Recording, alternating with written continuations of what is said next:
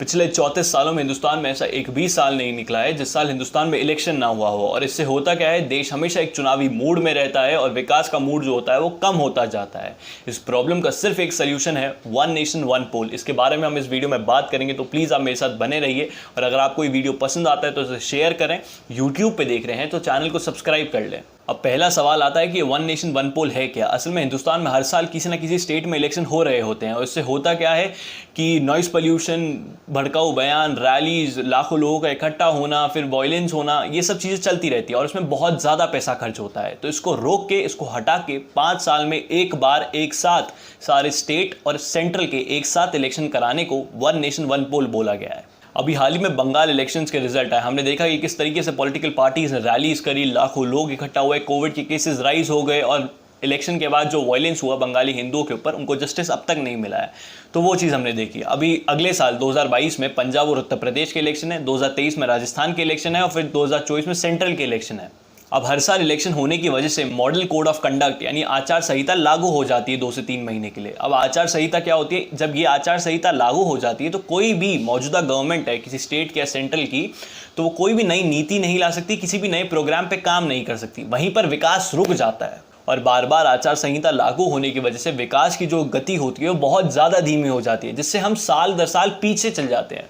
अब दूसरा सवाल आता है कि वन नेशन वन पोल के एडवांटेजेस क्या होते हैं। देखिए, पहला एडवांटेज तो है चुनाव खर्च में कमी। देखिए, हिंदुस्तान में बहुत ज़्यादा अरबों खरबों रुपया खर्च होता है चुनाव के अंदर। एक रिपोर्ट के अनुसार 2019 के सेंट्रल इलेक्शंस के अंदर 50,000 करोड़ रुपए खर्च हुए। सोचिए, अगर स्टेट और सेंट्रल के एक साथ इलेक्शन होंगे तो ये जो पैसा खर्च होता है ये एक ही साथ लग जाएगा। कितना पैसा बच जाएगा, कितना मोटा पैसा जो है वो बच जाएगा। अब दूसरा एडवांटेज आता है कि सुरक्षा बलों और सरकारी कर्मचारियों की ड्यूटी के अंदर कटौती आ जाएगी। जैसे कि आप समझें कि हर साल इलेक्शन होते हैं हिंदुस्तान में और 2 से 3 महीने के लिए सुरक्षा बलों को वहां पर जाना पड़ता है और वहीं के सरकारी कर्मचारियों की वहां पर ड्यूटी भी लगती है। इसके अंदर गवर्नमेंट स्कूल की टीचर्स भी होते हैं। वो 2 से 3 महीने के लिए अगर सिर्फ इलेक्शन में लगे रहेंगे तो स्कूल में जो बच्चे पढ़ रहे हैं उनकी पढ़ाई का कितना नुकसान होता है।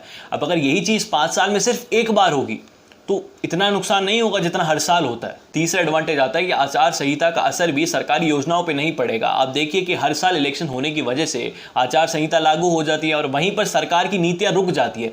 वो स्टेट एकदम से रुक जाता है, वो थम जाता है, वहां पर अब कोई विकास नहीं हो सकता 2 से 3 महीने के लिए। वहीं पर अगर 5 साल में एक बार इलेक्शन हो तो सिर्फ एक बार आचार संहिता लगेगी और बाकी सारे टाइम सिर्फ और सिर्फ विकास होगा, अगर पार्टी अच्छी चुनकर आएगी तो।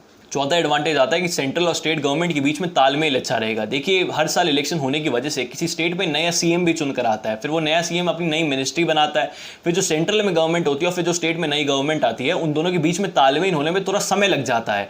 और समय लगने की वजह से जो स्टेट के लोग होते हैं उनको सेंट्रल की नीतियाँ जानने में टाइम लग जाता है और जो स्टेट अपनी नई नीति बनाता है उसमें टाइम लग जाता है। और ये टाइम को बचाने के लिए आप सोचिए, अगर 5 साल में एक बार इलेक्शन होंगे तो कितना सही रहेगा। सबका कार्यकाल एक साथ स्टार्ट होगा, सबका कार्यकाल एक साथ ही खत्म हो जाएगा। 5वां पॉइंट आता है पोल्यूशन से हमें मुक्ति मिलेगी। देखिए, हर साल इलेक्शन होने की वजह से किसी ना किसी स्टेट में 2 से 3 महीने के लिए रैलियां चलती रहेंगी, सड़कें जाम रहती हैं, कहीं पे प्रोटेस्ट चलते हैं, कहीं पे क्या चलता है। इससे हमें मुक्ति मिलेगी। 5 साल में सिर्फ एक बार ही ये सब चीजें होंगी और फिर हमें जो है इतना इरिटेट होने की जरूरत नहीं पड़ेगी।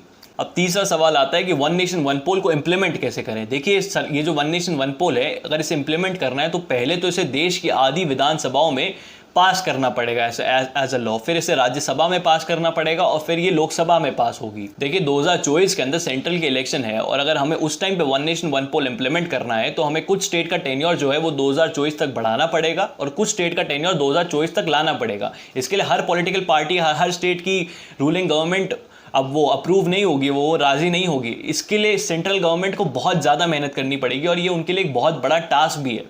देखिए, पीएम नरेंद्र मोदी ने all India political party meet बुलाई थी और इस मीट का टॉपिक ही ये था कि वन नेशन वन पोल को कंट्री के अंदर इंप्लीमेंट कर देना चाहिए। कंट्री के लिए बहुत ज़्यादा बेनिफिशियल है, लेकिन हमारा ऑपोजिशन को विरोध करने का इतना ज़्यादा मन हो चुका है आजकल कि मुझे डर है कल को अगर नरेंद्र मोदी सरकार कोई ऑक्सीजन के ऊपर बिल ला देती है तो हमारा ऑपोजिशन इसके विरोध में सांस लेना ना बंद कर दे। एक सुझाव जो है वो मेरी तरफ से भी है, ये एक ओपिनियन की तरह है कि अगर 5 साल में एक बार नहीं तो 5 साल में 2 बार इलेक्शन करा लीजिए। कुछ स्टेट को सेंट्रल के साथ लगा दीजिए कि जो सेंट्रल के हिसाब से चलने को तैयार है, जब सेंट्रल के इलेक्शन हो रहे हैं तब वो भी इलेक्शन कराने के लिए रेडी हो जाए। और कुछ स्टेट को अलग ग्रुप बी में रख दीजिए जो सेंट्रल से हटकर सोच रहे हैं, मतलब कि वो सेंट्रल के साथ इलेक्शन कराने को तैयार नहीं है। 5 साल में एक बार नहीं तो 5 साल में 2 बार इलेक्शन से, हर साल इलेक्शन से तो मुक्ति मिल जाएगी। अब मैं आपको एक बहुत कमाल की बात बताता हूँ। देखिए, वन नेशन वन पोस्ट जो है वो हमारे देश में इंप्लीमेंट हो चुका है। 1951 और 1952 में जब पहली बार सेंट्रल गवर्नमेंट चुनी गई थी तभी सारे राज्यों की भी इलेक्शन हुए थे, और फिर 1957 में भी सबके एक साथ हुए, फिर 1962 में भी सबके एक साथ हुए, फिर 1967 में भी सबके एक साथ हुए। लेकिन 1968 और 1969 में कुछ विधानसभाओं को भंग कर दिया गया। फिर 1970 में गवर्नमेंट भी भंग हो गई, सेंट्रल गवर्नमेंट भी भंग हो गई। फिर 1971 में इलेक्शन हुए वापस से, और फिर 1975 में तत्कालीन प्रधानमंत्री जो इंदिरा गांधी जी थी उन्होंने इमरजेंसी लगाई और खुद का जो टेन्योर है वो बढ़ा लिया।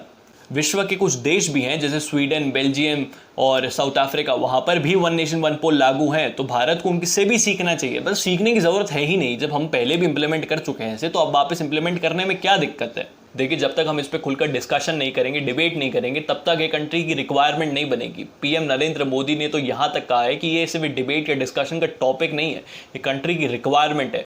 वन नेशन वन इलेक्शन सिर्फ एक चर्चा का विषय नहीं है, बल्कि ये भारत की जरूरत है।